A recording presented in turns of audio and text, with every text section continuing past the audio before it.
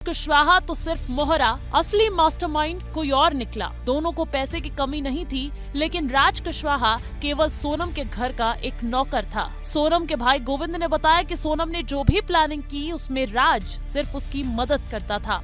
राज सोनम को दीदी कहकर बुलाता था और हमारे घर पर बैठकर उसने सोनम से राखी भी बंधवाई थी। हमेशा 24 घंटे सिर्फ दीदी दीदी बोलता था।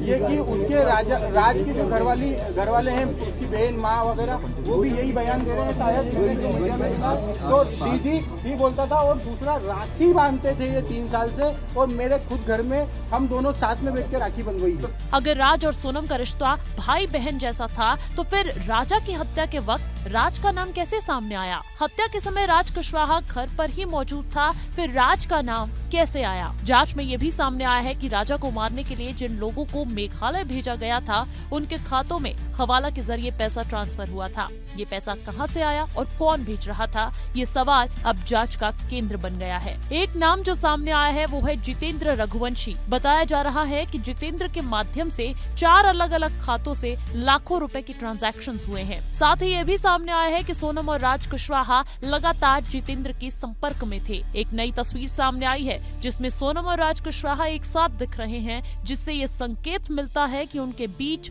रिश्ता सिर्फ मालिक और नौकर का नहीं था। जब एसआईटी ने सोनम और राज कुशवाहा को आमने सामने बैठाकर पूछताछ की तो बड़ा खुलासा हुआ। पूछताछ के दौरान पुलिस ने 42 सीसीटीवी फुटेज, खून से सनी जैकेट, सोनम का रेनकोट और अन्य अहम सबूत सामने रखे। इन सबूतों को देखकर सोनम टूट गई, क्योंकि उसके पास कोई जवाब नहीं था।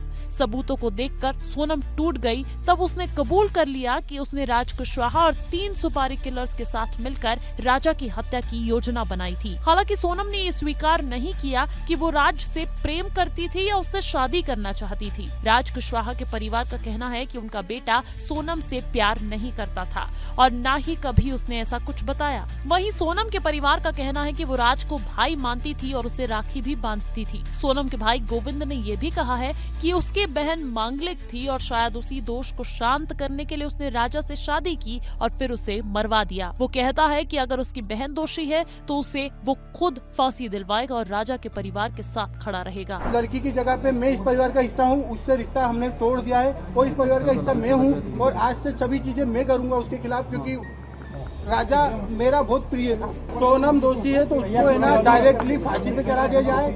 अब सबसे बड़ा सवाल ये है कि क्या इस पूरे कांड का असली मास्टरमाइंड जितेंद्र रघुवंशी है? पुलिस ने उसकी तलाश शुरू कर दी है। बताया जा रहा है कि जितेंद्र सोनम की मौसी का बेटा है और उनके साथ ही काम करता था। जितेंद्र रघुवंशी का नाम सामने आया है। बताया जा रहा है कि 4 खातों से लाखों रुपए के ट्रांजैक्शंस हुए हैं। बताया ये भी जा रहा है कि सोनम और राज कुशवाहा उसके संपर्क में लगातार थे। वैसे पुलिस ने अभी तक इस मामले में कोई आधिकारिक बयान नहीं दिया है। राज कुशवाहा क्योंकि सोनम के यहाँ नौकर था और कर्मचारी वही करेगा जो मालिक कहेगा, ऐसा हो सकता है कि दबाव में आकर राज कुशवाहा ने कोई काम किया हो। जितेंद्र रघुवंशी और हवाला का मामला आने के बाद अब ये पूरा केस नया मोड़ लेता हुआ दिख रहा है।